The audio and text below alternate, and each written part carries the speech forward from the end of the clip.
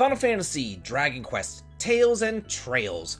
Whenever a game from any of those franchises releases, it's like an event. It's almost like a gaming holiday where you feel like you should be able to take the entire week off to just really savor and enjoy the games and be able to take in every last moment and soak up everything that it has to offer. And Trails Through Daybreak isn't just like any old Trails game. This is the beginning of a brand new arc set in a new country that we've only heard about for like 20 something years now, but we've never actually been able to set foot in: Calvard. And as far as I'm concerned, this is a momentous occasion, and it's definitely worth subscribing for, as I'm trying my best and shooting for the stars to hit 100,000 subscribers by the end of this year. And with your help, and your sub, and with your like, I'm sure you'll all be able to do that. So now come on and join me as I tell you all about my experience in this nice review of Legend of Heroes Trails Through Daybreak. This begins the fourth main arc of this long-running series, and I'm happy to tell you that because this does take place in an entirely new country, and on the opposite side of Samaria, even a newcomer to the series can begin here and enjoy their time. And even if you are just a newcomer, there is an option in the title screen that includes background information on the various characters, as well as a synopsis of all the games and a glossary of terms used, and even a timeline there, just to get you completely acclimated into the series.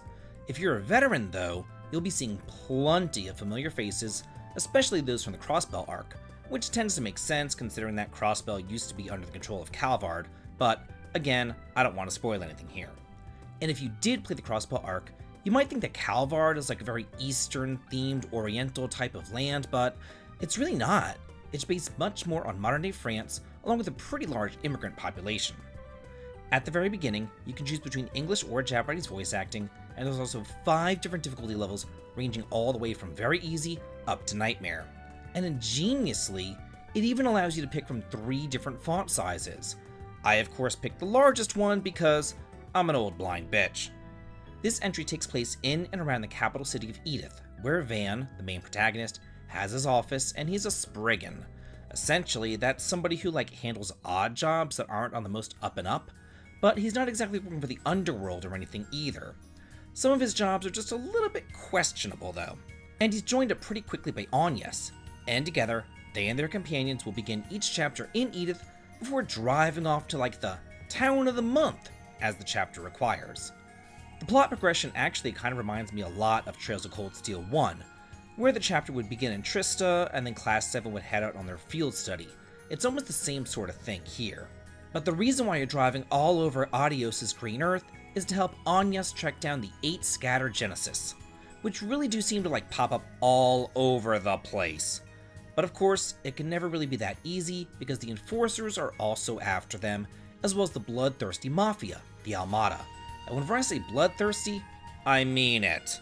This isn't your typical RPG that shies away from cursing and death and blood. I think here that the Trails series has finally grown up with its audience. I mean, it has been 20 years since Trails in the Sky released after all.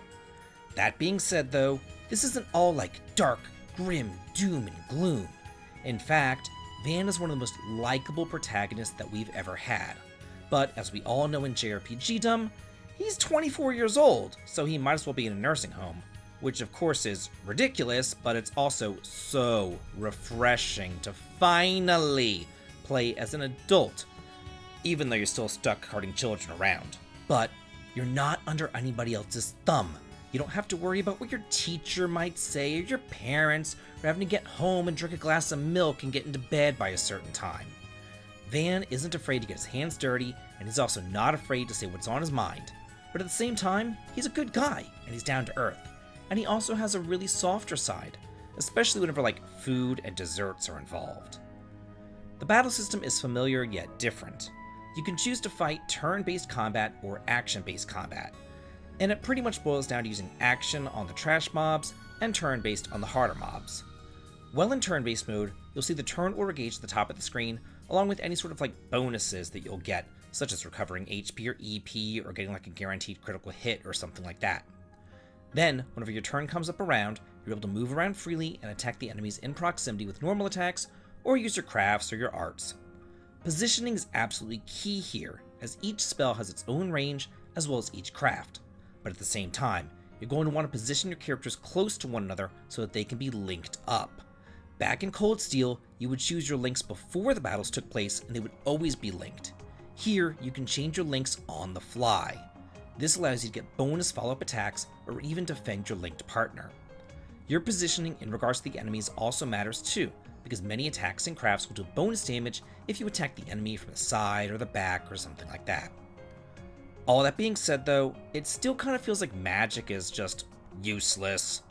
Back in the day in Sky, Zero, and Azure, I remember having to use physical attacks quite often, as well as magical spells, especially during the boss fights.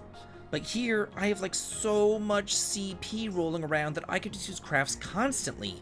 So I always feel like, what's the point of using a regular physical attack, and why bother using magic at all, whenever I could just use crafts and get them to die?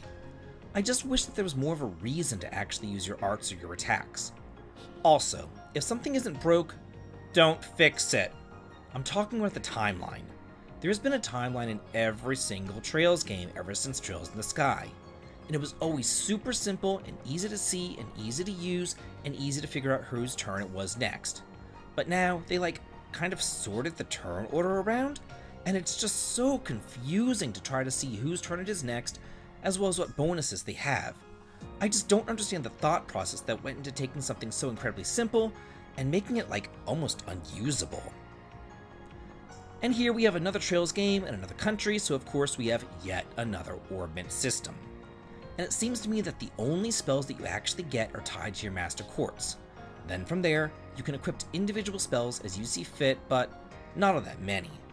The upgrade system seems much more aligned with the stat upgrades instead. These stat boosts don't just upgrade your strength or defense though, they can also unlock other special skills called shards, which have a chance of dealing extra bonus damage or adding various elements to your basic attacks, or defending you from those elemental attacks. At first glance, it can look a little bit complicated, but trust me, it's not all that bad, and I will be having a tips and tricks video coming out soon that will explain it further in depth. The battles are absolutely seamless. Whether you fight them in action mode or turn-based mode, it doesn't really matter, because you'll immediately go back to the field exploration with no loading times whatsoever. I mean, barely even a result screen will show up. It just makes the encounters completely seamless. It's wonderful. In addition to the main story, you'll of course encounter sub-stories and side quests, and while these will increase your grade at the end of the chapter by completing them, more importantly, how you decide to complete these quests and your answers during the side quests will influence your alignment, and whether you're more aligned to the lawfulness or chaos or the neutral gray. This is such a nice addition to the game, and it actually makes your choices matter. Not only that, but there's also bonding events here, though they're not really romantic in nature. They serve more just to increase stat boosts and give you more background information on your characters. And then a nice little addition to this is that the more side quests that you complete, the more bonding points that you'll end up getting to spend. So this really does incentivize you to complete as many quests as you possibly can. All told, I had a fantastic time with this game, and it took me about 50 or so hours to get through it all, and that was with me rushing to get this review out and pretty much fast forwarding at all times. It's packed so full of content, as well as great characters, cameos, Easter eggs, and humor. And while yes, you will see old friends from other games, this is still a fantastic starting point for anybody wanting to get into the series. So now, I do want to ask you, how do you feel about Trails Through Daybreak and the Trails series as a whole? Let me know in the comments. And if you like this video, here's another one that I think that you'll really enjoy, so please do be sure to check it out. And as always, have a good day.